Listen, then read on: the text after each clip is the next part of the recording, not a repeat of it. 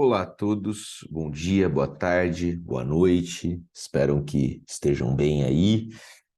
Hoje a gente vai para mais uma aula de obras e hoje a gente vai falar, né, de uma obra aí da lista da Unicamp, que é bem legal, né, bem diferentona, sei lá, meio esquisito até a Unicamp ter colocado uma obra que não é em língua lusófona, né, em língua portuguesa, de alguma forma, vem com livro em inglês e tal, ainda mais uma literatura de cunho infantil, né? Então, com esse infantil mal menos, né, o que a gente vai acabar discutindo um pouco hoje, né? Acho que tem uma ideia, acho que foi a Virginia Woolf, uma escritora modernista inglesa, falou que Alice, ela pode ser um livro de deleite para criança, né, e pode ser um livro de muita reflexão nesse sentido para o adulto, né? Não em relação só à ideia do infantil, mas a ideia de que quando a gente se desloca para um outro espaço e se coloca como identificação numa uma criança, né, de 10 anos, tipo o Miguelinho do Campo Geral, a gente tem outras relações, né? Com ideia de sentido, de ressignificações e tudo mais. E é um pouco disso que a gente vai falar hoje. Tá? Então, Alice é um livro publicado em 1865 por um cara chamado Lewis Carroll.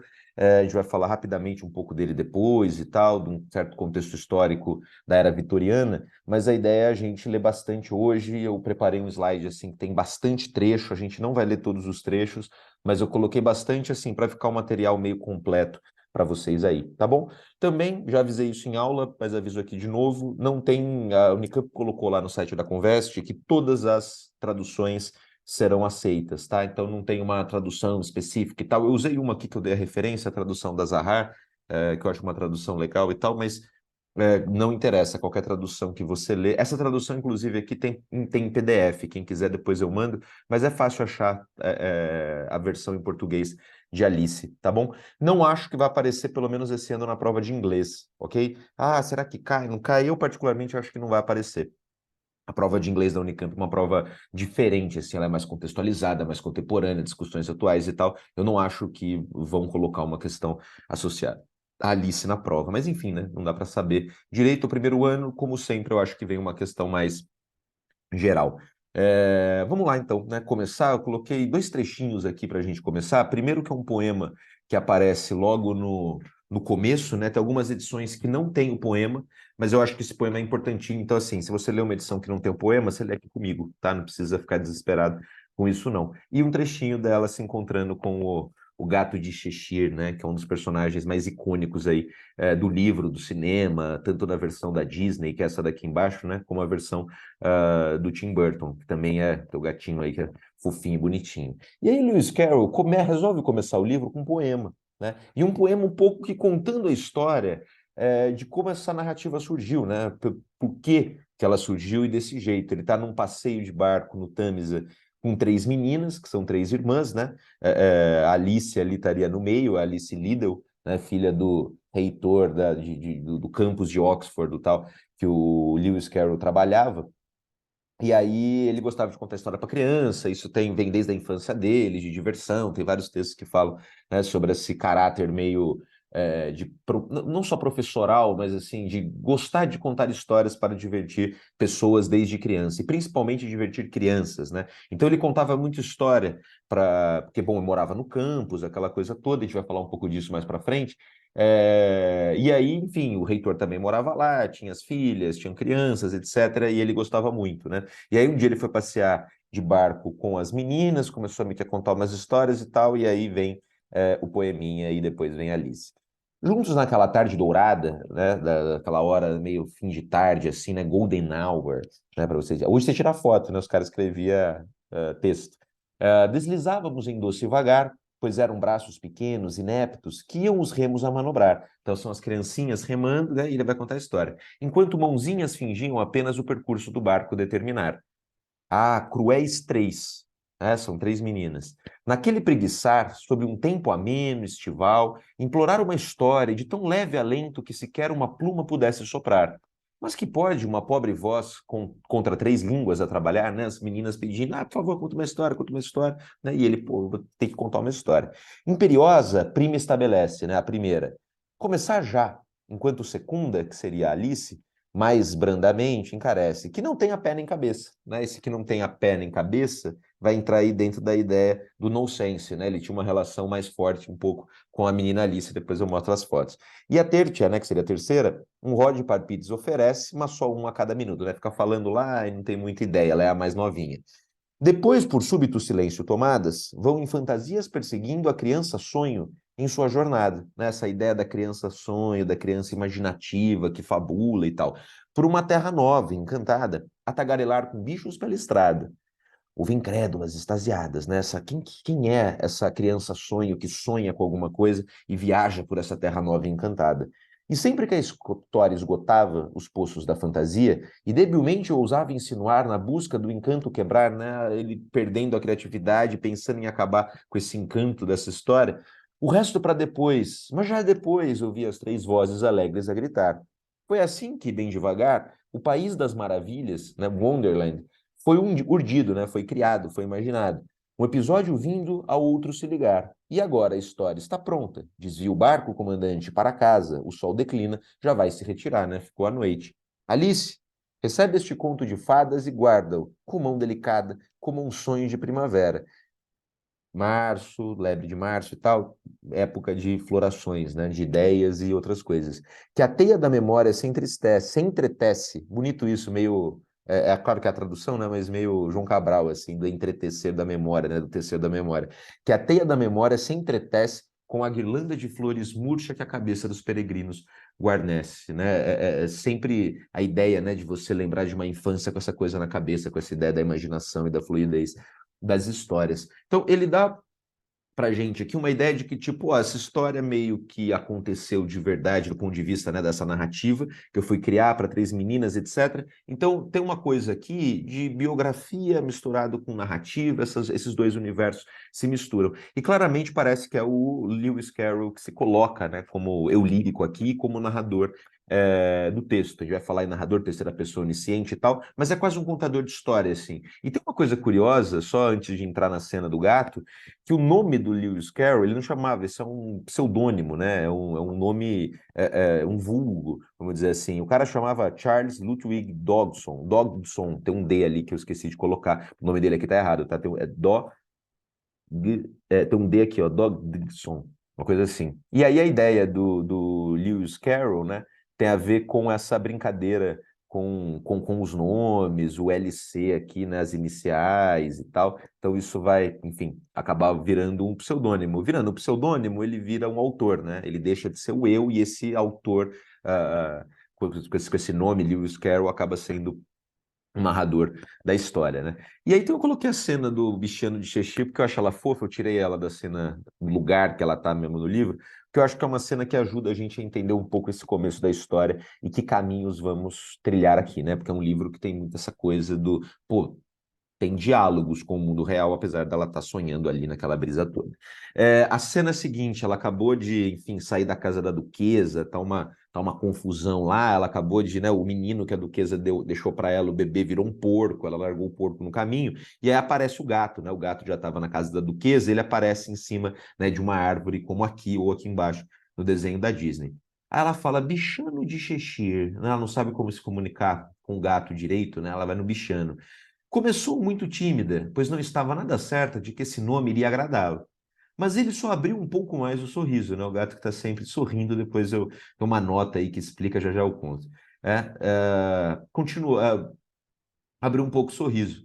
Bom, até agora ele está satisfeito, pensou e continuou. Poderia me dizer, por favor, que caminho devo tomar para ir embora daqui? Né, ela está meio perdida, assim, no meio de uma floresta, o simbolismo lá que a gente está falando e tal. Depende bastante para onde quer ir, respondeu o gato. Não me importa muito para onde, disse Alice. Então não importa o caminho que tome, disse o gato, né? Racional, assim, pô, você não sabe para onde você quer ir, né? Então qualquer caminho que você tome vai dar certo. Contanto que eu chegue a algum lugar, Alice acrescentou à guisa de explicação. Oh, isso você certamente vai conseguir, afirmou o gato, desde que ande o bastante. Como isso lhe pareceu refutável, Alice tentou uma outra pergunta. Que espécie de gente vive por aqui? Naquela direção, explicou o gato, acenando com a pata direita, vive um chapeleiro. E naquela direção, acenando com a outra pata, vive a lebre de março. Visite qual deles quiser. Os dois são loucos. Mas não quero me meter com gente louca, Alice observou, né? Ela sempre, né, aquela coisa de entrar no meio, de falar em cima, de retrucar, toda nariz empinar, uma pentelha, né, Alice? E é bom que ela seja pentelha. Ou inevitável, disse o gato, somos todos loucos aqui. Eu sou louco, você é louca. Como sabe que eu sou louca? Perguntou Alice, né? Ela sempre questionando. Só pode ser, respondeu o gato. Eu não teria vindo parar aqui, né? Porque você está conversando com um gato que sorri. Alice não achava que isso provasse coisa alguma. Apesar disso, continuou. E como você sabe que você é louco? Para começar, disse o gato, um cachorro não é louco. Admite isso? Suponho que sim. Pois bem, continuou o gato, você sabe, um cachorro rosna quando está zangado e abana a cauda quando está contente. Ora, eu rosno quando estou contente e abano a cauda quando estou zangado. Portanto, sou louco. Né? Ele se compara com o outro, ele fala, bom, o outro faz uma coisa que eu não faço. E ao contrário, né? O cachorro fica feliz, ele abana o rabo. Um gato, se abana o rabo, não quer dizer que ele está feliz. Pessoas que têm gatos aí sabem disso. Aí a Alice vira, né, meio pedantezinha. Chamo isso ronronar, não rosnar. Chame como quiser, disse o gato. Vai jogar croquet com a rainha hoje? Gostaria muito, admitiu Alice, mas ainda não fui convidado. Encontre-me lá, disse o gato e desapareceu. Pum, né? Então ele vem com uma. Né, eu vi alguém comentando, acho que foi a Marcela Rosa na aula da Unicamp que ela gravou, isso tem no YouTube, né? A aula está um pouco curta lá, né? No YouTube, que é uma aula da Convest, né? Pela página da Convest no YouTube, que ela tinha 40 minutos para falar, acabou ficando um pouco corrido. Mas é um vídeo muito bom para quem quiser depois fazer uma revisão. Aqui a gente vai passar um pouco mais com calma, né? Mas ela brinca um pouco com a ideia, né, desses personagens que surgem assim na história da cultura, tipo o Mestre dos Magos, Yoda e tal, que falam coisas assim meio enigmáticas, desaparecem, aparecem em outros lugares e tal. E tem uma ideia aqui do gato que ele representa, né? Uma das representações do gato aqui é um pouco uma noção de racionalidade, né? Ele é uma espécie de razão porque ele sabe das coisas, ele fala coisas que fazem sentido, ele não fica travando, né, o tempo todo, ele parte de uma relação lógica, né? Você não acha um cachorro louco, mas olha só, como eu faço o mesmo movimento, eu tenho uma ideia contrária. Portanto, eu só posso ser louco se você não acha um cachorro louco, né? Então ele vai numa lógica quase que aristotélica, assim, para tentar desvendar as coisas, mas ele é um gato que sorri, né? Ele é um gato que desaparece do nada, ele é um gato meio maluco, né? Que vai aparecendo nos lugares e tal. Então, apesar de ele representar uma espécie de racionalidade ali dentro, aquele que parece que tem um pouco mais de consciência do que todo mundo, mesmo assim, né? Ele está nesse universo do onírico e nesse universo meio maluco, né? Tem uma ideia sobre esse nome, né? Cheshire. Cheshire é uma província inglesa e é o condado que o Lewis Carroll nasceu, né? Ele nasce em Cheshire. E aí tem toda uma história da cidade, da impressão de uns selos com uns gatos assim, meio sorrindo e tal. Tem uma coisa meio cultural da própria localidade de Cheshire. Procurem depois a origem do gato de Cheshire, assim, no Google, que tem umas explicações curiosas e interessantes para esse gato que sorri, né? O tempo todo. Isso é uma característica local. Mas tem uma ideia interessante aqui, que é essa questão dos caminhos, né? Que a Alice pode seguir. E não interessa o caminho que ela vai seguir, ela vai acabar encontrando o chapeleiro e a lebre de março de qualquer jeito, né? Ela toma o caminho da casa da lebre, ela chega lá, tá a lebre e o chapeleiro, né? Se ela tomasse o caminho, provavelmente, do chapeleiro, ela ia dar no mesmo lugar, né? Como que, assim, esse acaso que vai levando ela para lugares muito específicos e meio malucos, porque, enfim, ela tá sonhando, né? Vocês sabem disso. Antes de entrar no livro, né? Rapidinho, não vou ficar falando muito do Lewis Carroll, coloquei um monte de texto aqui, quem tiver curiosidade, enfim, vocês leiam. Lewis Carroll foi um cara extremamente inteligente, matemático, fotógrafo, poeta, escritor, esses caras bem do século XIX, assim, que faziam N coisas, né? Foi professor de Oxford, né, nesse campus chamado Christ Church, né, que era o campus ali da matemática e tal. Entrou logo cedo, assim, era aluno meio brilhante e tal, deu aula a vida inteira lá e morou, né, nesse local maravilhoso, né? Isso aqui não parece a Unicamp, isso aqui não parece a USP, isso aqui parece Hogwarts, né? Um negócio foda. Esse é o campus de Christ Church, né? Se vocês procurarem aí Oxford no Google e procurar as imagens da universidade, é um negócio absolutamente impressionante, né? Eu coloquei essa imagem aqui porque tem umas ideias de que essa porta teria uma portinha pequena, né? Ali teria sido a inspiração da porta da Casa do Coelho, né? que ela tem que diminuir para conseguir passar e tal, e aí teria um pouco esse visual aí, esse formato, essa portinha. Mas é maluco, né? Então, assim, o cara passou a vida inteira nesse espaço, é um espaço que convida a reflexão, que convida ao estudo, que convida a contar história e tal. Então, assim, parafraseando, falei isso várias vezes essa semana, porque eu tô com essa ideia na cabeça, o Marquinhos fala, né, que é fácil ser monge no Tibete, né? Porque não tem BO. É muito fácil ser um intelectual, um professor de matemática, um cara ligado às artes e tal, morando num lugar desse, né? Quero ver morar ali em São Paulo, né? No Butantã, na USP. Ou... Aqui em Barão Geraldo ainda tem um pouco essa vibe, mas né, não se parece com um local desse. Mas enfim. E lá ele vai conhecer, né? As três irmãs, né? As filhas do reitor da universidade, que era muito próximo do Lewis Carroll e tal, e o Lewis Carroll sempre brincou e contava história para as meninas e tal. A Alice Fofinha tá aqui no canto, ela é a terceira ali de franjinha. Nas representações do John Tiddle, né, que é o cara que fez as ilustrações originais, a Alice aparece com o cabelo comprido e ela tinha cabelo preto, né? E numa das primeiras gravuras coloridas da Alice, ela vai aparecer com os cabelos loiros, né? Então, um pouco para diferenciar da Alice real e tal, mas todo mundo sabe que a gente está falando aqui dessa Alice Liddell. Olha essas fotografias tiradas pelo Carroll, né?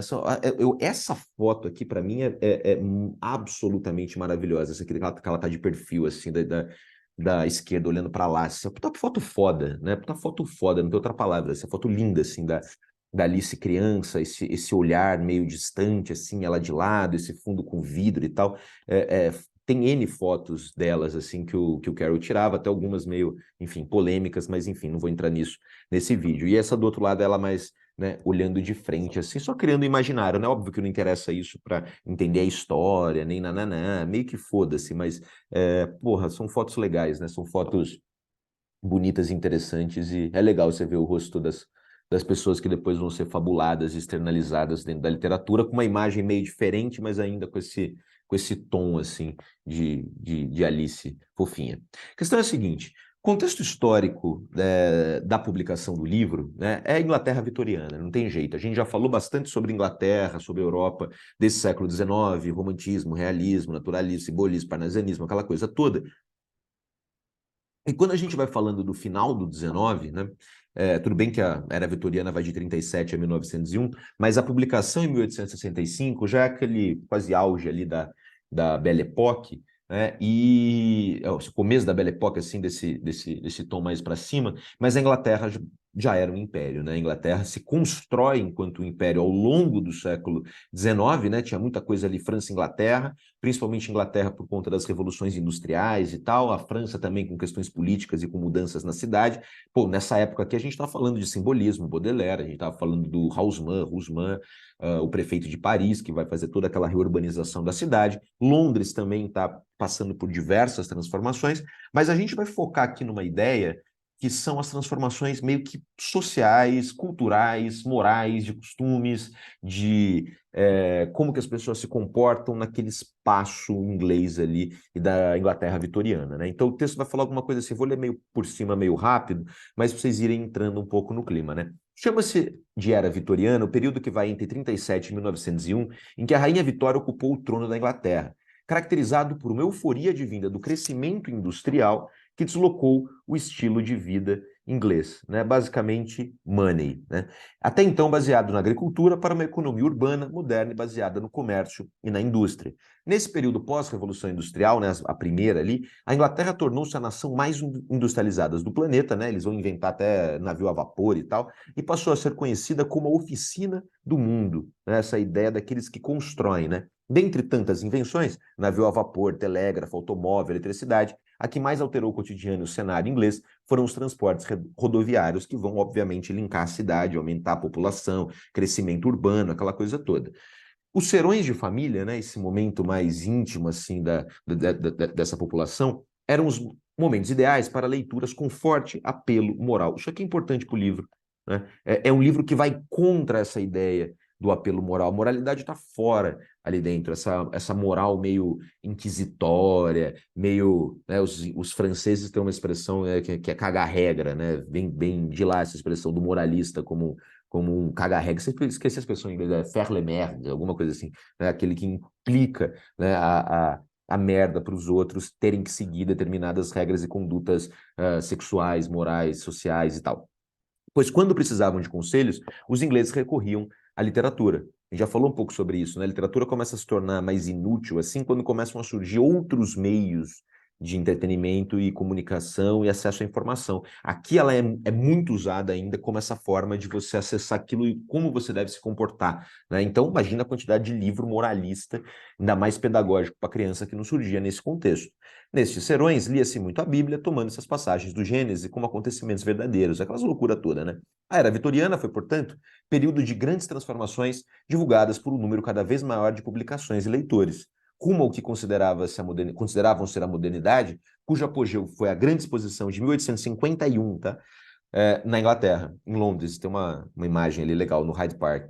Os vitorianos experienciavam uma convivência conflituosa entre as propostas de mudança e manutenção das tradições. Essa dicotomia se refletiu na educação, originando mudanças várias, né? Uma educação, porque assim, Inglaterra até tem uns estudos legais sobre educação na Inglaterra, até determinado momento assim do século XIX, estava todo mundo fora da escola, a educação inglesa era considerada uma das piores, é a rainha Elizabeth, a Vitória, que vai aos poucos modificando essa estrutura, as escolas públicas e para pobres, assim, obviamente horrorosas, uma educação já mais decente, privatizada, aquelas merda toda que a gente conhece, mas mesmo assim, todas elas absolutamente moralistas e meio violentas. E aí tem uma questão que é curiosa, né, que a gente vai perpassar um pouco essa ideia, que é um pouco como se constituir uma ideia de criança, né? Quando você pega essa imagem aqui do canto dessas figuras, né, desses homens e tal, olha para esse menino aqui, né? Ele está vestido como adulto, né? Ele é uma criança vestido como adulto, ele é visto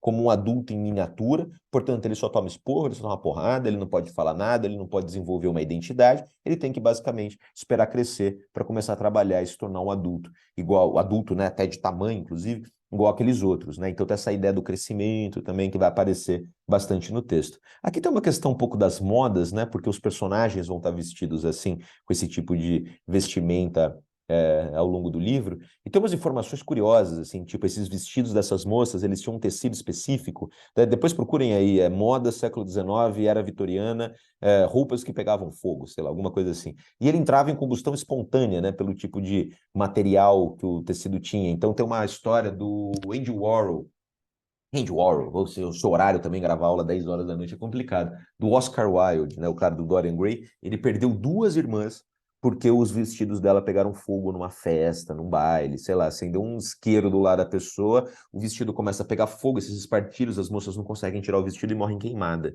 Nesse grau, o tipo de bizarrice. Aí essas modas, esses espartilhos, essas coisas apertadas, é difícil para entrar nesses vestidos, é difícil para sair, essas cartolas, é bem essa ideia do conservadorismo inglês, essa coisa da sobriedade, desse tipo de vestimenta. Nos estudos aqui sobre educação, saca só essa ideia, velho, sobre crianças e educação no século XIX. O objetivo do professor, imagina se eu fosse assim, é não deixar nada por conta da natureza da criança, por conta de sua vida espontânea, por conta de sua atividade livre.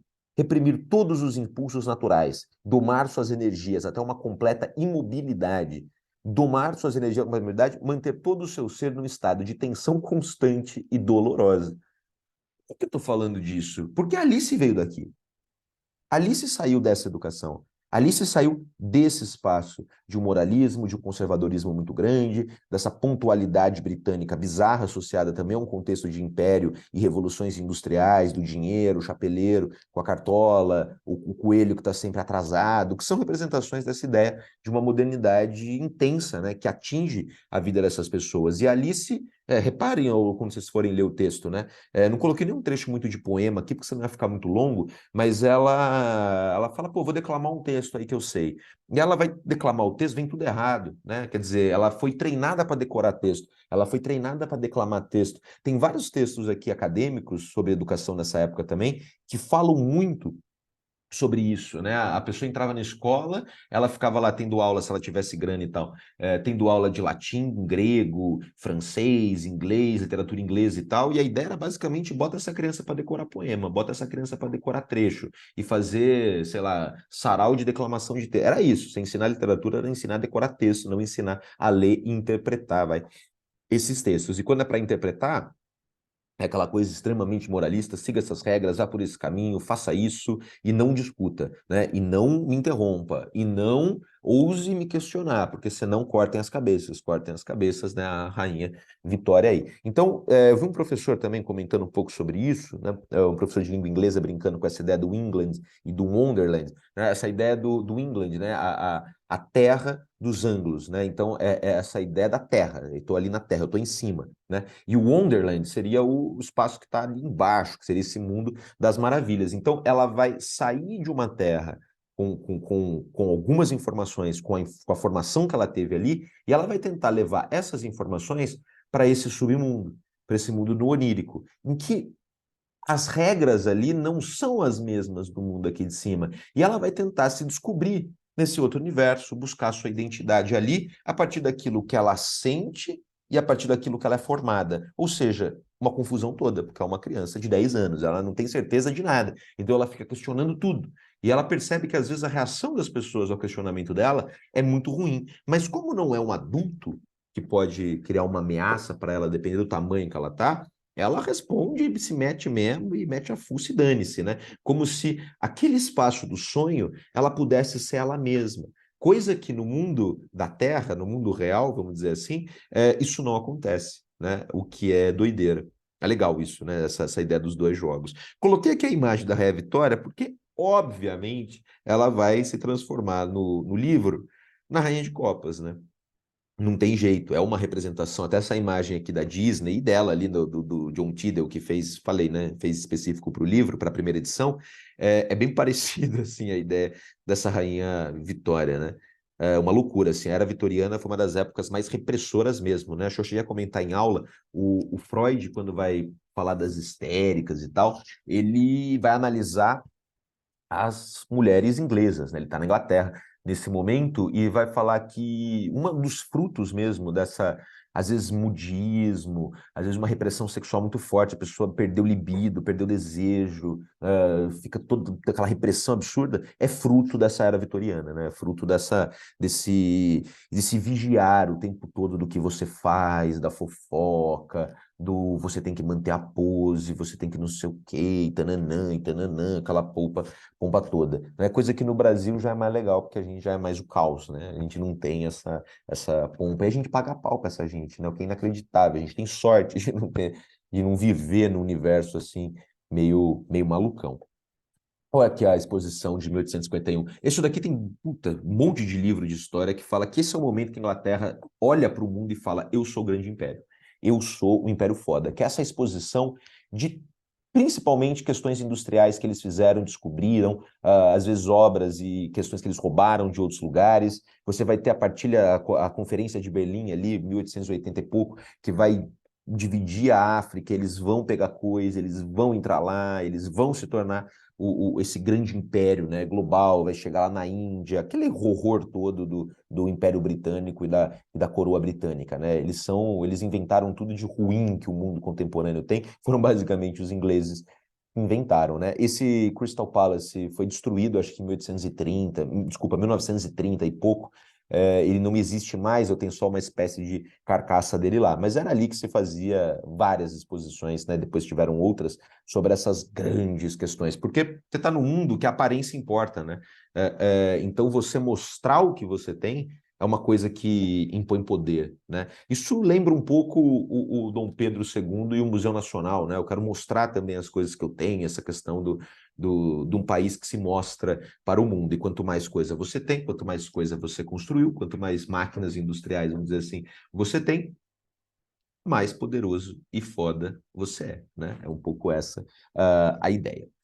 Vamos entrar no livro, vai, senão a gente não sai mais daqui. Deixa eu ver quanto tempo temos, tá? Vou tentar dar uma geral, e aí nessa segunda parte a gente lê os trechos, vai passando um pouco pela história. É um livro tranquilinho, e eu acho que a reflexão e a leitura, no fundo, é a coisa mais importante. Então vamos lá, aspectos gerais aí de Alice. Ó, quase todas as ilustrações aqui, eu fiz uma nota lá embaixo também sobre isso, são desse John Tenniel, tá? Que é o cara que de novo, ilustrou pela primeira vez, né, para a publicação original o Alice. Tem uma outra imagem da Disney, mas no geral é do cara. E são as ilustrações icônicas, assim, né, de Alice, são muito bonitinhas, elas estão aí no meio dos slides. Então, aspectos gerais, vamos lá.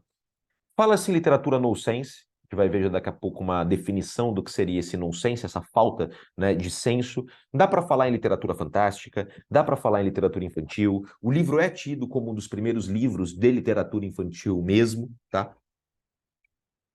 Voltado para principalmente para um público infantil, mas obviamente você sabe, né? Todo mundo aqui que já assistiu um filme da Pixar ou da Disney sabe que literatura infantil é só um nome assim para, enfim, né? Focado em criança, etc. Mas é óbvio que aquilo dialoga com adulto, com jovem, etc. Não sejam imbecis de olhar para isso aqui e falar, isso é de criança, blá, blá, blá, blá, blá, blá, né?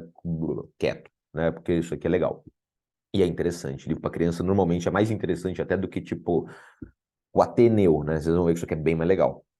Estrutura. São 12 capítulos, basicamente que acompanha a história ali de forma relativamente linear. Temos um narrador um narrador em terceira pessoa onisciente, né? Ele participa da história, assim, ele sabe o que acontece, parece que ele está ali, mas ele não é, obviamente, um narrador personagem. Ele sabe de tudo, né? Ele está dentro da cabeça da Alice, a Alice está sonhando, aquela coisa toda. E ele não é um narrador distanciado, no sentido de que ele, tipo, um narrador observador, assim, ele não é. Né? Ele comenta a narrativa. Tem uma cena ainda que ele fala: você não consegue visualizar isso? Eu coloquei essa cena aqui. Volta para a página 60 e veja a ilustração. Né? Ah, neste momento, Alice, não sei o quê. Ele comenta a narrativa o tempo todo, mas ele não participa da história no sentido de que ele está ali como um personagem. Portanto, ele é um narrador meio quase clássico, assim, de contador de história, um narrador quase que oral, né? Esse narrador que conta a mesma história para alguém, clássico, assim, terceira pessoa onisciente.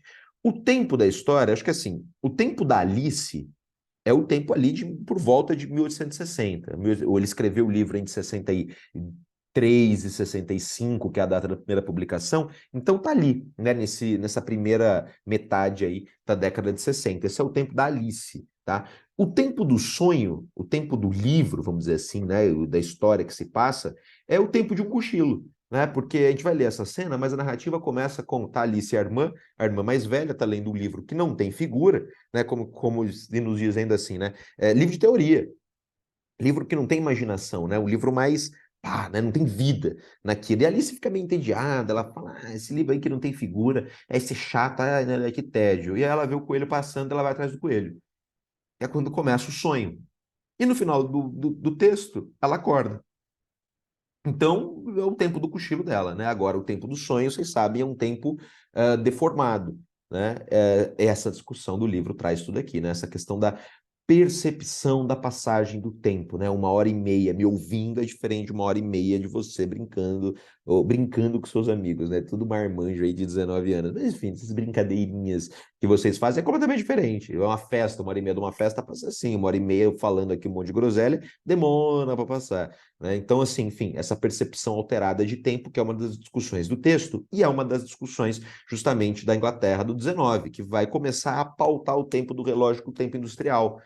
E aí acabou, é a nossa vida, a gente tá sempre atrasado. A gente tá, pô, porque eu tô gravando aula 10 horas, porque, pô, não deu tempo, é o horário que tem, amanhã cedo tem aula, vocês também estão vendo isso em horários que cabe, e a gente vai ficando maluco nesse processo. O chapeleiro é o chapeleiro maluco, né? A gente vai ficar igual. E aí ele tava há mais de 100, tá há mais de 100 anos da gente. Espaço. Oxford, Inglaterra. Ela tá ali no gramado ali, dali que a gente viu, tá aqui olhando para essa portinha. Ela está nesse espaço, é bem parecido. E o universo das histórias é o universo do sonho dela, mas claramente ela está meio que numa floresta, uma coisa assim, meio floresta mesmo, um campo, que lembra um pouco também Oxford, né? Então, ela está ali, ela está na Inglaterra, não tem jeito, ok? Pensando um pouco nessa ideia do nonsense, eu acho que a Unicamp pode trazer uma questão sobre isso ainda mais num primeiro ano, né? Que é uma questão mais geral e tal. Eles podem pegar uma definição de nonsense, pegar um trecho do livro, pedir para você estabelecer, por exemplo, as relações de como isso é construído na cena, né? Um dos exemplos mais visíveis aqui é o gato de Cheshire que aparece. Essa cena é engraçada, que é no final, é logo no croquet com a rainha, e aí rola uma confusão lá, né? Com cricket, né? E aí o gato começa a aparecer em cima, assim, é ali, Alice, é o gato! A rainha, cadê o gato? Ela olha para cima, o gato some. Ela fica, mas o gato! Aí ela olha o gato e some, corta a cabeça do gato. E o gato fica sumindo. Nonsense total, né? A criança que tá no colo e vira porco. Você fala, meu, tá viajando. Sim, ela tá sonhando. E no sonho é o espaço em que essa criatividade acontece. Aí quando você se toca que você não sonha, que você tem dificuldade de sonhar, estamos com problemas. Eu também tenho dificuldade para sonhar. Pessoas que estão muito cansadas, ansiosas, etc., têm muita dificuldade de sonhos. Ou normalmente sonha com trabalho, sonha que está atrasado e tal, não tem essa fabulação quase que do descanso, né, que o sonho oferece, né, o onírico oferece, que é diferente do mundo da vigília, que a gente está acordado e não tem nada disso. Vou ler isso aqui porque, inclusive, pode aparecer esse trecho na prova, né? Então vamos com calma aqui, ó. Disse nonsense o discurso que inverte ou mesmo refrange, né, afasta as coerências lógicas do mundo. É o mundo do ilógico, da desrazão, vamos dizer assim. Como uma espécie de tela em que se projetam os reflexos mais extraviados dos universos oníricos e simbólicos de adultos e crianças. Né? É aquilo que está na nossa imaginação da coisa mais maluca possível. E normalmente isso acontece em sonhos. Né? Tanto que o surrealismo, que é uma das vanguardas que vai se inspirar muito em Alice nesse contexto aqui, tem versões do cinema, por exemplo, do Svankmajer, que é um cineasta aí meio maluco da Eslovênia, se eu não me engano, que, porra, tem tudo a ver com surrealismo, tem tudo a ver com aquelas maluquices. O Freud vai começar analisando sonho, imagens estranhas em sonhos, quadros surrealistas são sempre uma loucura, e tem muito a ver com essa ideia do nonsense, né? Bota lá René Magritte no Google, é meio nonsense, né? Chove gente e tal, é essa maluquice um pouco. Parcelas de nossa experiência que a superfície da vigília, né, do estar acordado, do estar em alerta, por vezes escondem ou negam. A gente não pode ficar brisando o tempo todo. Você tem que trabalhar, você tem que estudar, tem que ser racional. Não, eu só quero brisar. Imagina a criança, né? Tem aula de não sei o quê, tem língua, tem violino, tem natação, tem não sei o quê. E é o dia da criança lotado. E o ócio, né? Para a criança ter tédio. Aí no ócio, que é a gente, né? O tempo que você tem livre, é isso aqui, ó. Fica na tela, na tela, na tela. E na tela você imagina? Não, claro que não. É tudo jogado para você, né? Você não tem a tela te dá a imaginação. Esse é o problema da tela. Ela te dá o que imaginar. Você não tem o tédio de ficar fabulando. Até a leitura desse livro. Um monte de cena brisa, a gente fica vendo as imagens. Eu coloquei as imagens para facilitar. Entendeu? A gente perdeu a capacidade imaginativa. A gente vai, sei lá, o que vai acontecer com nós. Escondem ou negam tempos da memória para além da consciência, tempos por nascer ou tempos nos sublimares espaços da morte. O nonsense liga-se ao excêntrico e ao marginal, aquilo que não está dentro das regras. Assim como se liga à razão imatura da criança e à desrazão, que é uma ideia que quem for aí fazer psicologia vai ver bastante, cético-eufórica do louco ou do sábio, né? Essa coisa meio de uma maluquice, um bispo do Rosário, alguma coisa assim, de uma maluquice que, em alguma instância, quando você vai ver, você percebe que talvez o louco seja você, né? Não aquele, o alienista do Machado. Tem várias ideias aí associadas a essa noção desse nonsense, desse louco que talvez não seja muito louco. Misto de riso e sarcasmo, ingenuidade e ternura, o texto nonsense corresponde muitas vezes às expectativas que normalmente acompanham uma obra dirigida para crianças. Fazendo uso de técnicas de construção linguística e sintática muito análoga às que subjazem a lógica da mente e jogos infantis, o livro nonsense não é, todavia, um livro didático. Isso aqui é importante pra caramba. Eu farei uma questão sobre isso.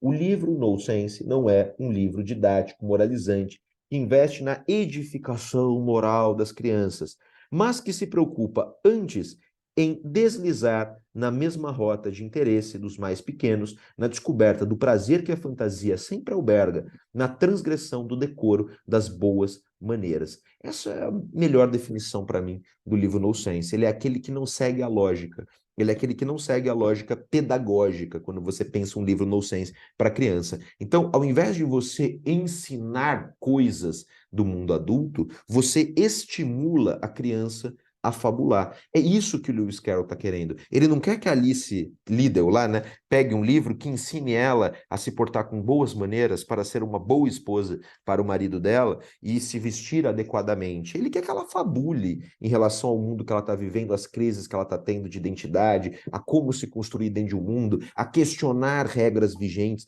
Por que eu tenho que seguir essas regras? Por que eu tenho que seguir esse tempo do relógio? Por que eu tenho que seguir essa lógica industrial e fabril? Eu quero romper com isso. E o livro do No Sense é esse livro que vem para justamente mostrar como se rompe e por que é importante romper. Através do gesto que não se faz e da palavra ilícita, do palavrão, ela come cogumelo, ela toma chá, ela pergunta, a lebre pergunta se ela quer vinho, coisas que no universo do adulto, para crer, jamais, mas ali a fabulação dela vai muito em direção a isso, né? Não só pelo gosto da asneira, de pregar uma partida ou dizer um disparate, um palavrão, ofender alguém. Nonsense é a lógica do jogo das coisas ilógicas. E existe lógica dentro do ilógico, que é a própria lógica do ilógico. Por isso que o gato de Cheshire fala, todo mundo aqui é louco. Todo mundo aqui é louco, meu querido. E se todo mundo é louco, as pessoas podem ser normais, né? Porque o louco depende de quem você tem como referência daquele que é o normal, né? A música do Caetano lá que ele fala aqui de perto, né? Ninguém é normal. É um pouco isso, né? É o alienista do Machado. Quando o alienista lá, que é o psiquiatra, bota a cidade inteira dentro do hospício, ele se toca, ele fala, caralho, se a cidade inteira tá no hospício e todo mundo é maluco, eu que sou louco, né? Eu que estou enxergando loucura onde talvez não tenha, e talvez o louco seja eu. Então é um pouco essa a ideia. Eu coloquei um resumo aqui minimamente adequado à história para quem não leu, mas eu não vou ler, tá? Esse resumo aqui. Leia o resumo, ele conta meio que a história como um todo, né? Mas não. Pô, a gente vai passar pelos capítulos lá e tal. Os capítulos têm uma ordem, isso aqui é mais para revisão e tal. Depois vocês dão uma olhada. Não é um livro que tem muito enredo, muito lógico, é óbvio, a gente está falando de uma literatura no sense, ok? Personagens principais do livro aqui. Alice é a irmã aparece duas vezes, no começo e no final. A irmã faz uma reflexão final importante da obra. E Alice, claro, que é a personagem principal.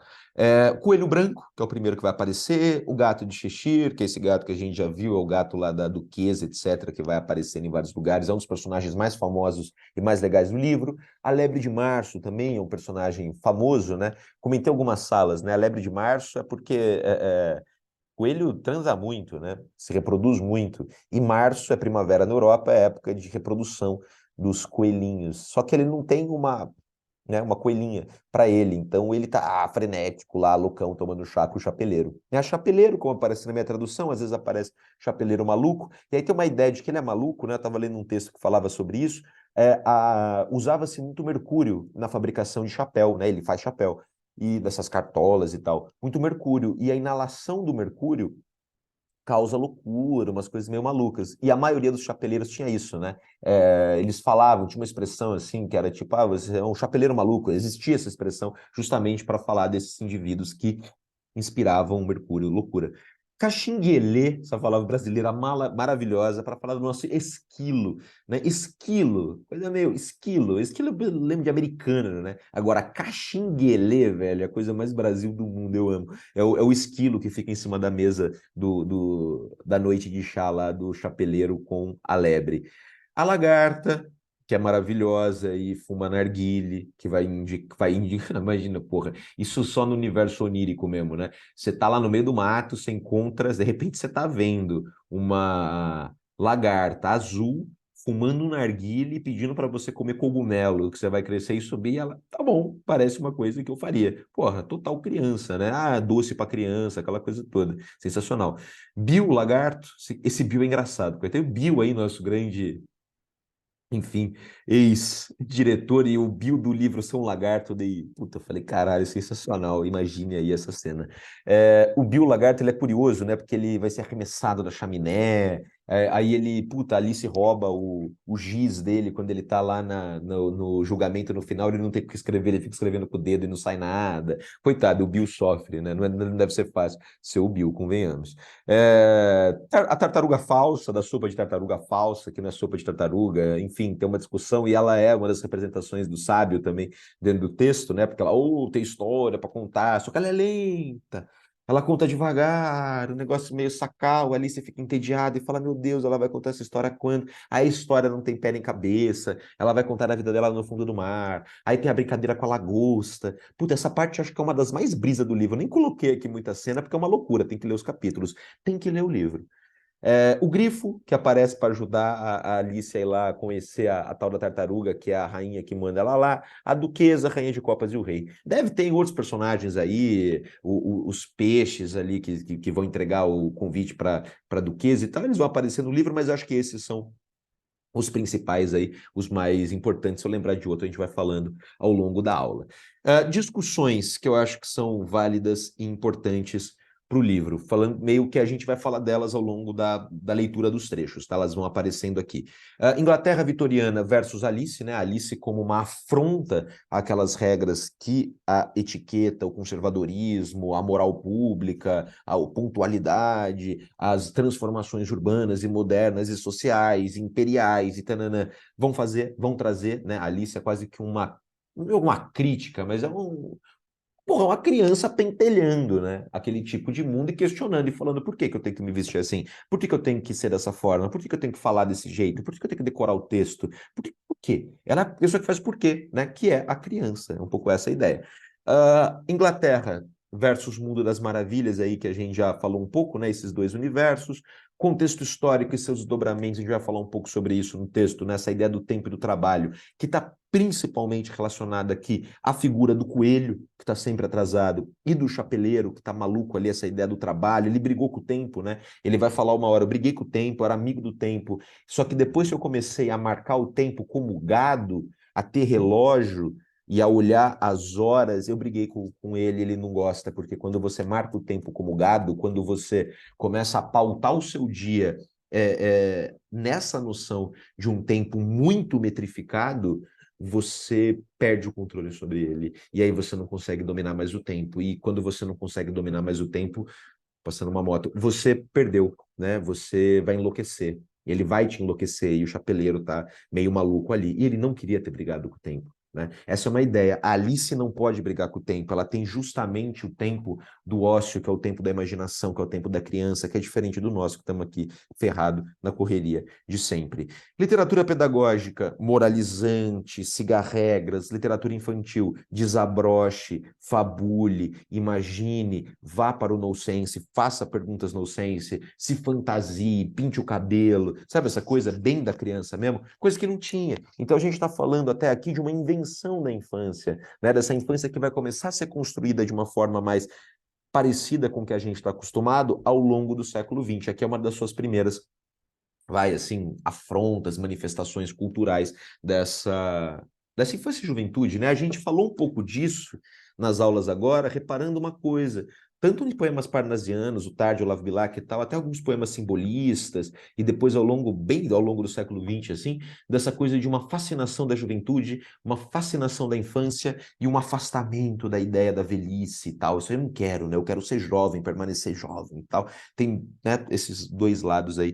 dessa discussão.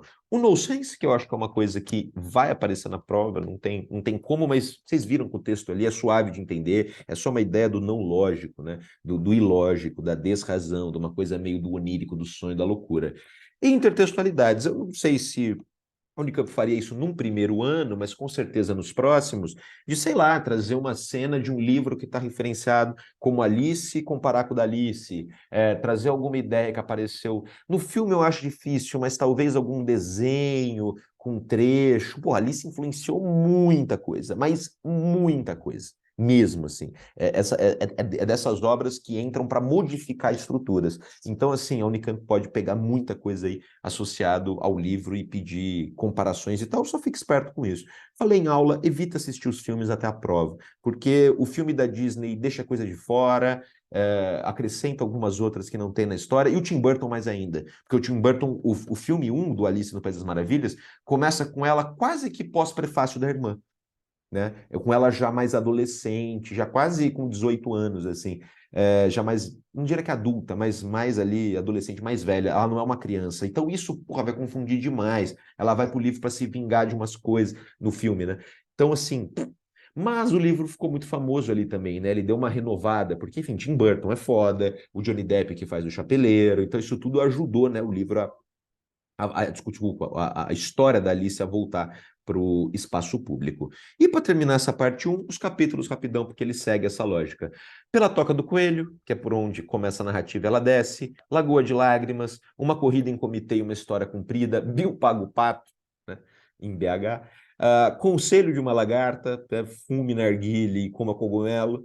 Porco e Pimenta, que é o filho da duquesa, eles estão espirrando pra caralho, a empregada da duquesa jogando um monte de prato e panela, um monte de coisa nela ali, se surtando e você tá batendo no seu filho, então fica com meu filho, faz o que você quiser, aí a Alice pega a criança, tá, vou ter que cuidar dele, e aí começa a virar porco, os negócios loucos. Um chá maluco, né, que ela vai se encontrar com o chapeleiro e com a lebre depois que o lagarto não, desculpa, o gato de Cheshire fala pra ela, vai por ali. Aí ela vai parar no castelo da rainha, vai jogar cricket com a rainha, vai encontrar com a tartaruga falsa e com o grifo, vai ouvir a história das lagostas, uma dança louca, vai para um julgamento, alguém roubou as tortas, foi a duquesa, foi o valete, foi não sei quem, a testemunha, chama a Alice, chama o chapeleiro, papapá, e o final, que é a Alice acordando, né, desse sonho maluco e a reflexão do Armand, que é uma reflexão legal que a gente lê depois, tá bem? Então a gente começa aí no trecho 1, na parte 2, a parte 2 mais focada aí na história, na leitura e as reflexões que vão vindo enquanto eu tô falando, tá bem? Assista a parte 2, pelo amor de Deus, tá bom? Já volto aí.